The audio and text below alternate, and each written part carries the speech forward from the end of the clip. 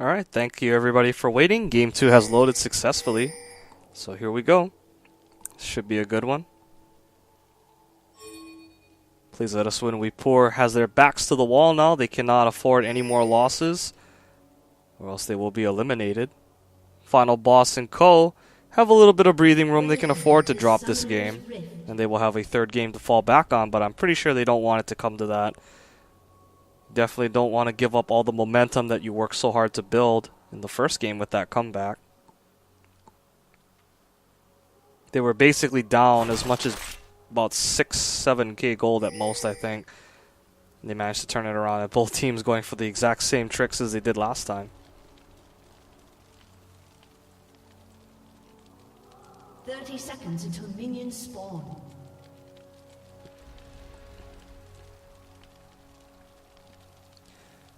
Alright, so both teams again will find the opposing jungles to be completely empty. Final Boss and Co. though do have a ward to put down if they so choose. They can leave a green ward behind. See what they decide to ultimately do. The Alpaca will drop it near the top side entrance to the red. And that does get pinged out by the purple team, so they know it's there. So JDK wisely will not walk that way.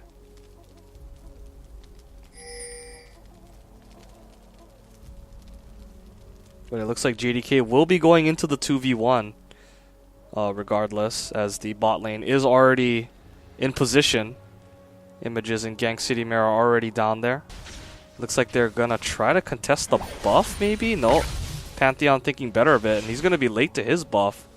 So that's really bad news for the purple team already. They are behind on their jungle objectives. Again, a later start on the buff usually means a later blue for your mid. So that's definitely not a good thing, especially for Xerath, who loves blue buff.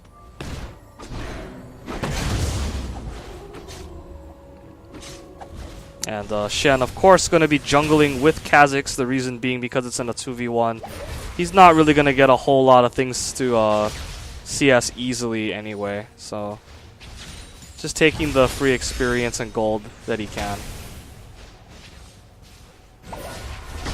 But in the meantime, it looks like Kha'Zix is aggressively making a move for the enemy red, and with Thresh there to support, placing all the vision down now.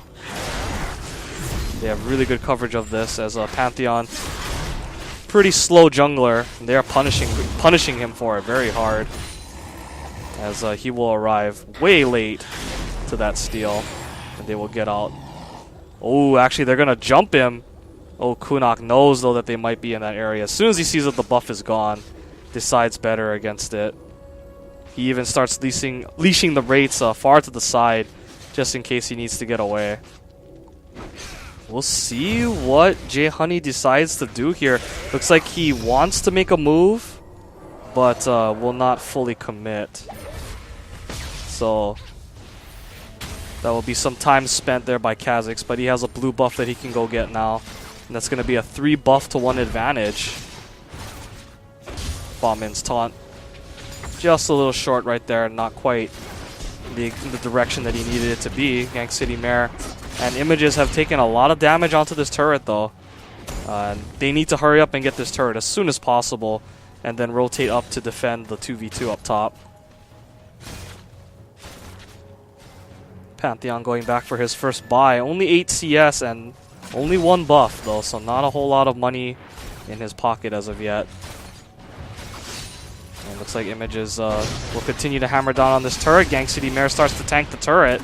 Will lose half his life, actually way more than half his life. It's a very, very poor trade right there when all is said and done. And actually Thresh has come down to assist to go for some shenanigans. And we'll see if Famin can successfully bait this. Since Thresh hasn't shown top in a long time now, purple team has to believe that somebody's rotating around. Yeah, and they do not fall for the shenanigans, the rotation by Yellow Paco. It was a good attempt, but Since he was absent from top for so long, they had to be suspicious. Yellow Paco going for a very aggressive hook. They find Gang City Mare. That should be... oh, wow. I was going to say that should be an easy first blood, but Gang City Mare with a great escape right there. Blowing 2 of his gap closers, the Zenith Blade and the Flash in rapid succession. Blue team couldn't even really do anything about it. So a very nice getaway right there by Gang City Mare. Not giving up first blood just yet, despite the 3v2 disadvantage. But he's going to have to be really careful in the future now, as he's not going to have an escape to dodge the hook. This Fragology go is very, very low right there. Metal Chocobo looked like he wanted to go in on that, but the stun by Frag stopped that. He is starting to fall behind in CS, though, now, as he's starting to feel the pressure, as Fa Min easily is able to taunt away, but the zap does land, plus the exhaust is going to force the flash out. Just to make sure that he does not die. He cannot afford to go down. But Thresh and Kha'Zix are still in the area. And without the exhaust, that could be trouble. Yeah, and they are all 3v2 right now. Kha'Zix is just waiting around in the wings for a potential taunt or hook catch. But that is warded out by the purple team, so they do know exactly where he is. And meanwhile, Malphite continuing to run lower and lower on mana. That is one of his big problems in lane. Not able to spam skills quite as freely. And again, the range versus melee disadvantage is also a problem. As soon as he gets his shield passive up, Lucian can just shoot it off of him for free. Yeah, every time he walks up to CS under turret, he gets harassed. No problem. Kha'Zix looks like he's going for his first recall. Purple team going to continue to shove up this lane as Thresh goes around to get some vision going for his team. Actually, no, it looks like he's roaming up to potentially assist in the mid lane. So roaming Thresh right now, but too little too late. Frag is already backing up, no longer overextended, and the bot turret will go down. First turret of the game for the purple team. So again, early turret advantage for Please Let Us Win We Pour, but we'll see if that ultimately wins them the game or not, because it might establish them a lead like last time, but they have to step up their team fighting, and they have to step up their rotations. The fact that they kept getting caught out individually and then getting split apart or forced to scatter in team fights is really hurting their lead. It ultimately cost them game 1. Bit of a different comp this time, though. JDK much more hard initiate, and Frag a lot more range as well. Definitely one of the problems late in game 1 was that Jinx was just able to pew people from the back with little to no pressure on him. So, see if Frag can do the same thing with Xerath. Definitely gonna have to land as much AoE as he can. Doesn't have the same snowbally start though as he had in game 1. He was able to 1v1 Metal Chocobo pretty fast. Took him down really early in the game, but not the same fortuitous start this time around, as Pantheon will start up the red, and he gets hooked, and he gets snared, and oh, good escape right there by Pantheon as a Xerath ult tinkling down onto the blue team, and here comes the man drop. Oh, and he just sits right on top of him. And oh my gosh, the aggressive flash forward by Takeji. Stand united coming in. Here comes Shen. The turns are tremendous, and Metal Chocobo picks up another kill. Takeji is burning, but he is alive, and that is all that matters in the end. As Fragology trying to kite himself away. Gang City Mare does pick up a kill onto Lucian, so he will not survive in the end. Double buff Frag trying to do what he can against Fa Min, but he will not escape the wrath of Metal Chocobo as he goes down to the AoE of the E from Lux. That buff is getting transferred back and forth like crazy. And Fa Min is on the wrong side of the map right now. He's deep in the enemy territory as they do take him down finally with the double kill going on to Images. So very, very long and extended team fight. Both teams outplaying each other at different junctures of that team fight. Pantheon making a really nice escape as soon as he got initiated on. I was almost certain that the chain CC plus the damage would be enough to kill him instantly, but I was wrong. And Frag, again, was able to be a difference maker from very far away, dropped the Xerath ulti down, and basically caused the blue team to retreat initially. So it was a good move on his part.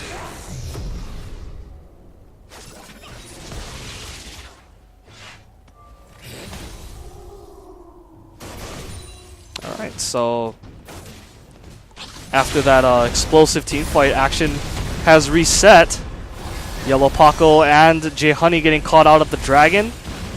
And Images again untouched with the double buffs. Pretty big deal. Takeji in the meanwhile pushing JDK back. That turret will probably go down eventually. As the ulti from Xerath raining down onto Yellow Paco, but he does survive. He's able to walk away for now. And we'll see if JDK decides to concede the turret or if they're going to send somebody up to help him. They're going to have to decide. Looks like they're just going to say, screw it. If he takes it, he takes it, but we're just going to get the dragon real quick.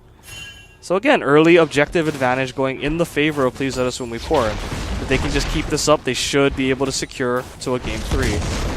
Takeji getting ulted under the tower, but he's not aggroing, so not a whole lot of nothing happening right there. And the turret is about one shot away from going down, so JDK will leave. Minion wave doing its job to block the calling damage. So yeah, much smaller of a gold lead this time, 16.6 to 15.3. And again, that's because the kills haven't been snowballing nearly as hard. The objectives have been going pretty even, but again, the dragon being the big difference maker right there.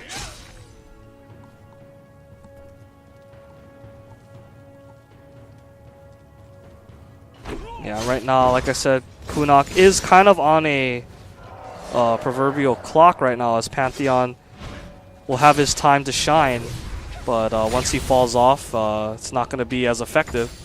So he's stacking as many long swords as he can right now. I have a message saying that J Honey has DC'd. Okay, so I'm going to cut away real quick and we'll rejoin the game once the game has been unpaused. Oh, it looks like it will be very, very quick. He is already back in game. Okay, while we're waiting for the game to restart, I want to comment again on the items across the board.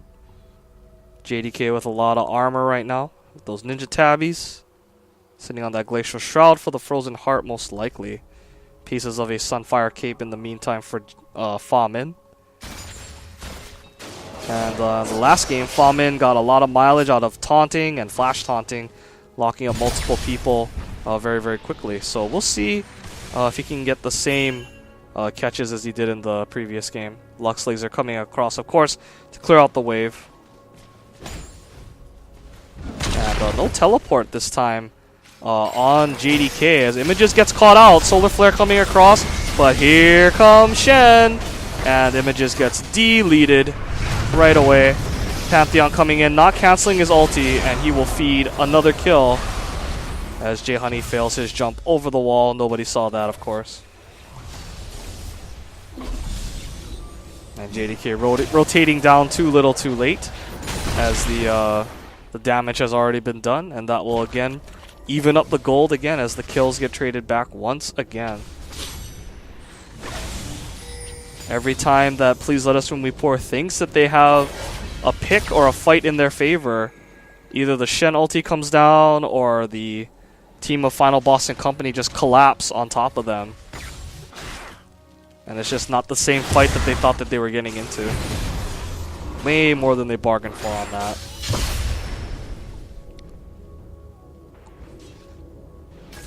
Oh, and it looks like Lux did manage to steal the blue buff. Looking at the blue buff timer, she does have a refreshed blue, so that's a very nice steal by Metal Chocobo. And that's going to make Xerath very, very sad, as he will not have the same same luxury to just spam his skills over and over. Does not have the Athene's Unholy Grail quite yet. Frag is very much starved for gold right now.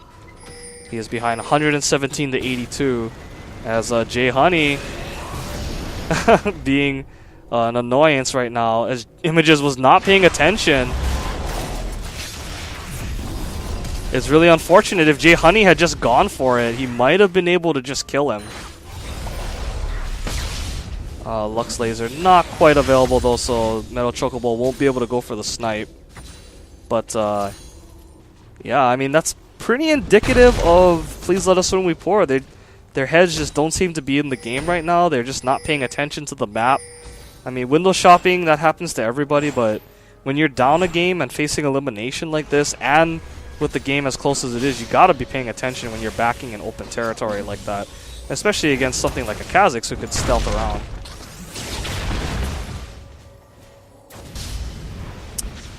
Okay, so Famin, Yellow Paco, and Metal Chocobo posting up on this bot turret. They definitely want it. The poke going back and forth.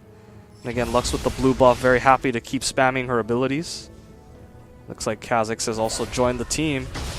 As again, Takeji getting tons of free farm right now, 121 CS to the 104 of Jinx. And Malphite can't really do much to threaten him at this point. We'll see how long they decide to hold this down, or if they even can at this point. This Pantheon is nowhere near them at this point, but they do decide to stop forcing the issue and to take things elsewhere. Middle turret is still up as well. Pantheon rotating around towards the mid side, but he will get caught out by Takeji, who drops a little bit of harass with the culling, loses about half his life, gets good mileage out of that ulti, and that will force him away. Passive from Pantheon will keep him alive. Fragology walking again into trouble as he gets caught out. Leona not going to be able to save him, as Gang City Mare going to get locked up by the taunt, and a nice max range snare from Metal Chocobo. And again, more bad rotations getting caught out. Well, I guess to say predictable rotations by the purple team, and they're paying for it in full. They are losing their lives and their turrets. And JDK can do Nathan's hot dogs to stop this push right now. Speaking of starved for gold, JDK is also extremely starved for gold right now. 86 CS at about 17 minutes into the game. No kills and only 2 assists. So he is very, very weak right now.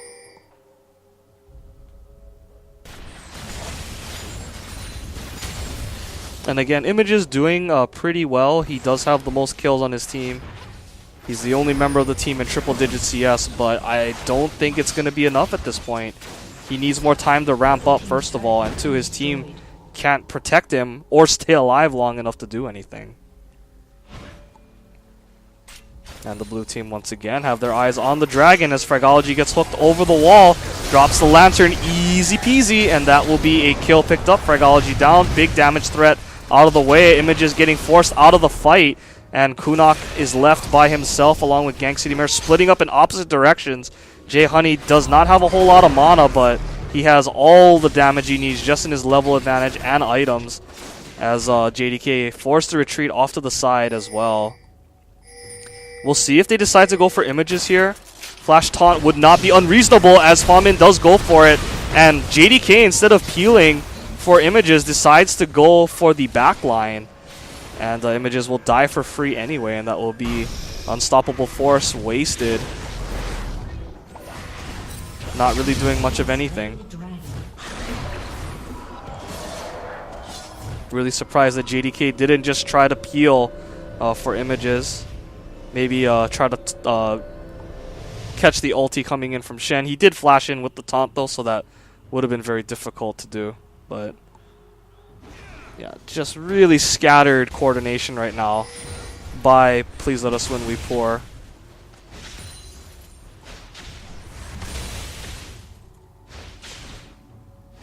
And this time it is the blue team with a 5 to 6k gold lead. We'll see if they can avoid the throws that happened with that lead in the first game and just close the game out nice and easy. Again, they are 1 win away from Grand Finals. And to those in the chat that don't quite understand how the Grand Finals work, basically the team that's coming from the winner's side, Weekend Twerk, will have to win a best 2 out of 3 against whoever wins this set, and that will, if they can win that set, they'll basically take the whole tournament.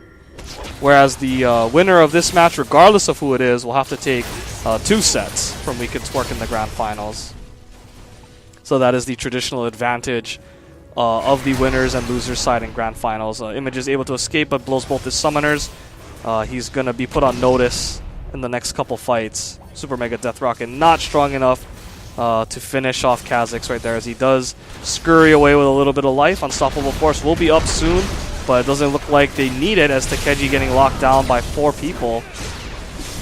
And Gang City Mare finds himself a catch onto Metal Chocobo, as the jump will complete, and he will land everything he needs. Oh, and the nice Unstoppable Force that time by JDK to lock up Metal Chocobo and keep Kunaka alive. J Honey is on the hunt though, and the stealth will get him out as he jukes right past Malphite. I'm surprised that Malphite didn't at least try to pound the ground with his E. To try and put any damage, because he had to know that he was running by him at that point.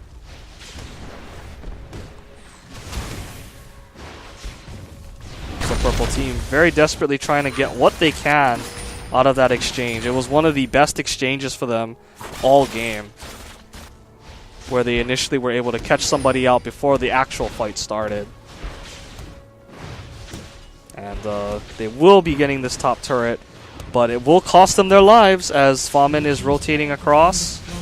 There is no Unstoppable Force. Fragology does not take the tip end of the taunt, as the team is here. Culling coming across. Creeps block a little bit of the end, but most of it came across, so that was all they needed. Yellow Paco, can he hit the crane game? We shall see. Ooh, the Flay not quite close enough. Wanted to go for that first, I think, to get the guaranteed hook. But,